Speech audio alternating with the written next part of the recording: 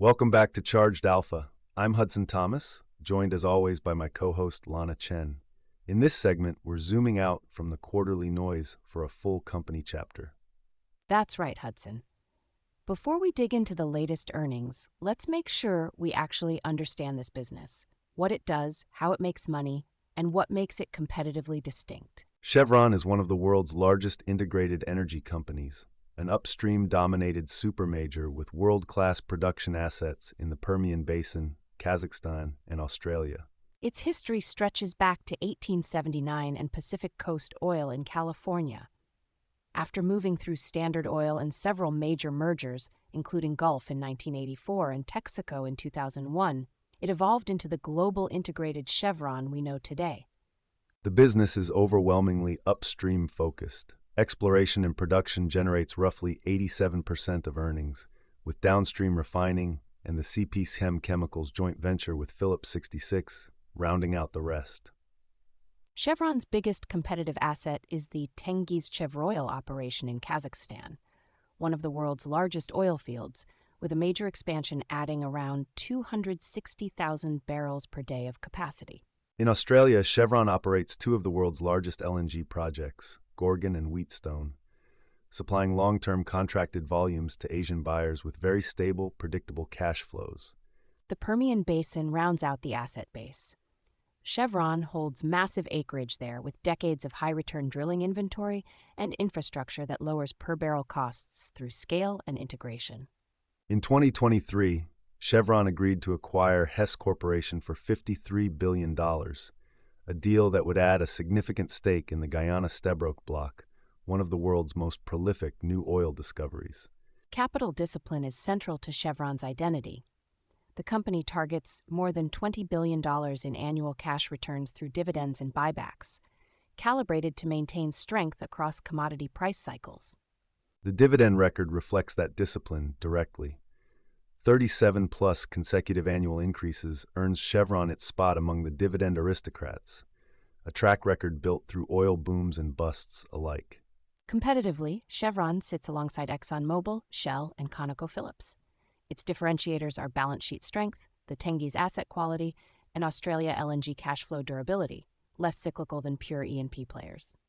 Mike Wirth has been CEO since 2018, having spent his entire career at Chevron. His tenure has been defined by capital discipline, the Hess deal, and sustained shareholder returns through a volatile commodity environment.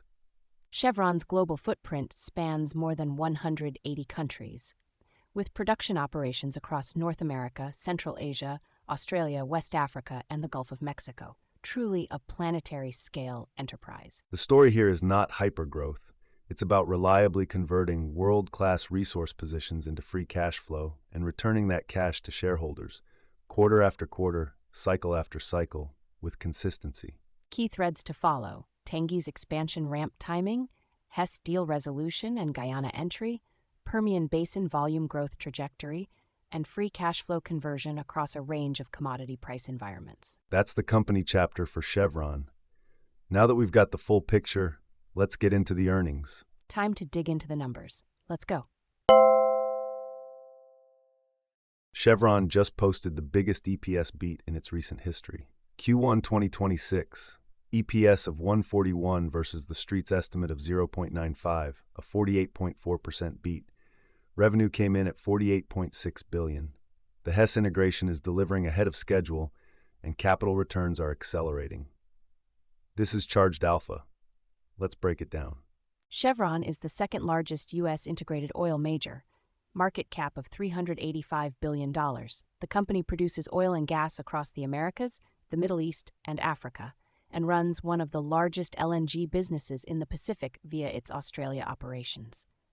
The acquisition of Hess in 2025 added Guyana upstream exposure through a legal thicket that is now resolving. The 48% EPS beat is the headline, but it requires context. The prior year comparison was depressed by hedging losses and one-time charges that Chevron did not repeat in Q1 2026. Underlying operational improvement was real but more modest. Strip out the base effect and you get a beat closer to 15% on the operational story. Still solid. Let's walk the income statement. Total revenue was $48.6 billion for the quarter. Revenue was essentially flat year over year, down 0.9%, reflecting commodity price stability in the period. Net earnings attributable to Chevron were approximately $7.2 billion, and EPS of $1.41 compared to $0.95 the prior year. The spread is almost entirely base effect driven. On margins, Chevron's integrated model produces gross margins in the mid-20s to low 30s, depending on the commodity price environment. Operating cash flow for the trailing 12 months is $9.8 billion, lower than Exxon's but scaled to a smaller production base. Free cash flow was sufficient to fund the $6 billion capital return program while maintaining the balance sheet. Cash and debt. Chevron carries $7.3 billion in cash against $45.4 billion in total debt. Net debt is $38.1 billion. The leverage is manageable, but higher than the pre-Hess balance sheet. Management expects debt reduction as Hess integration synergies crystallize and Guyana production under Chevron's stewardship ramps through 2027. On capital returns, Chevron's board authorized a $6 billion capital return program in Q1, combining buybacks and its 39-year dividend growth streak.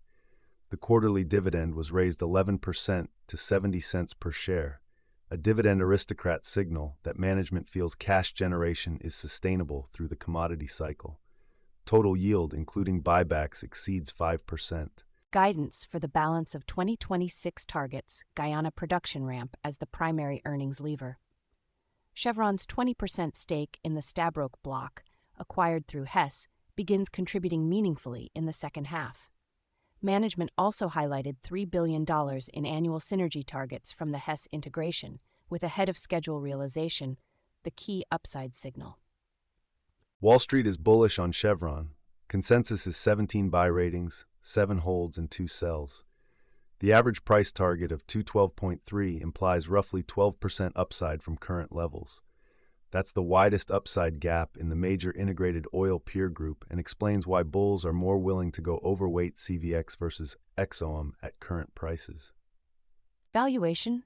Chevron trades at 22 times trailing earnings and 16 times forward 2020 estimates. EV to EBITDA is in the 9 times range. For an integrated major with a dividend aristocrat track record and visible Guyana production growth, the multiple screens as reasonable. The implied discount to Exxon on a PE basis reflects the Hess integration execution uncertainty. The bull case from analysts centers on the Hess acquisition ROI. Piper Sandler called it one of the best upstream deals of the decade, acquiring world-class Guyana reserves at trough commodity prices. Goldman Sachs maintained buy with a 220 target, citing the $3 billion in synergies as a free cash flow multiplier that the current multiple does not fully credit. Cautious voices focus on integration risk and commodity exposure. 2 sell ratings and 7 holds reflect concerns that Guyana sovereign risk, ongoing ExxonMobil ROFR dispute could delay full production benefit. Downstream margin compression is the second concern if the oil-natural gas spread narrows through the year. Beta is 0.44, moderate sensitivity to market moves with significant commodity overlay. Forward EPS for full year 2026 is pegged at $13.55, putting the stock at approximately 21 times next year earnings. Chevron's dividend yield at the current price sits at approximately 3.6%, the income anchor for any pullback. The bull case rests on 3 pillars. First, the Hess Guyana stake, 20% of one of the lowest cost oil developments on the planet, break even below $40 per barrel. Production ramping from current levels toward 500,000 barrels per day by 2028. This is the primary long-term earnings growth driver for Chevron. Second, cost discipline delivering synergies ahead of schedule. Management identified $3 billion in annual synergies from the Hess integration. Realizing more, faster, expands the free cash flow pool available for buybacks. Every billion in incremental synergy at the current multiple adds roughly $3 of equity value per share. Third, dividend reliability. 39 consecutive years of dividend increases puts Chevron in an elite group of capital allocators. At a sub-4% yield with growing buybacks, CVX screens as the highest quality income generator in the energy sector. In a risk-off environment, that defensive income floor limits downside. The bear case starts with integration execution. The Hess deal closed with a pending Exxon right of first refusal dispute over Guyana. If ExxonMobil successfully asserts ROFR rights, Chevron's stake value is materially impaired.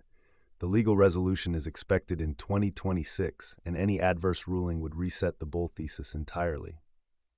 Second, leverage. The Hess acquisition pushed net debt to $38 billion. If commodity prices fall sharply, Chevron's ability to simultaneously fund buybacks, the dividend, and growth capex compresses. The balance sheet is not as flexible as it was pre-acquisition. Third, commodity price dependence. CVX's earnings and cash flow swing dramatically with Brent crude.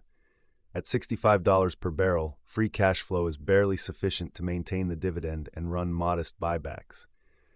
The difference between $65 and $85 is roughly $5 to $7 billion in annual cash flow.